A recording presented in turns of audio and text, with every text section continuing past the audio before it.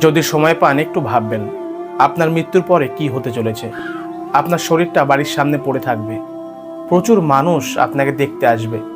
তার মধ্যে কিছু মানুষ এমন থাকবে যারা ভারতীয় রাজনীতি নিয়ে আলোচনা করবে, কিছু মানুষ ভারতীয় অর্থ ব্যবস্থাকে সবল করার চেষ্টা করবে, কিছু মানুষ এমন থাকবে যারা ফেসবুক, ইউটিউব, টিকটকের ভিডিওকে লাইক করবে, আর কিছু মানুষ এমনও থাকবে যারা অপেক্ষা করবে যে আপনার জানাজা কখন শেষ হবে, তারা বাড়িতে গিয়ে নিজের নিজের কাজে ব্যস্ত থাকবে।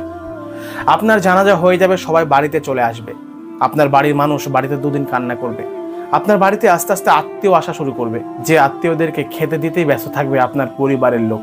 এবং মাঝে মাঝে দিনের কোনো একটা সময় আপনাকে নিয়ে বসে কথা হবে, আপনার সম্পর্কে ভালো ভালো কথা বলবে যে আপনি কেমন ভালো ছিলেন।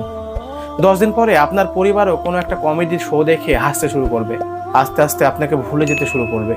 আর 1 বছর পরেই আপনার নামও কেউ নেবে না, আপনি এই পৃথিবী থেকে একদমই মুছে যাবেন।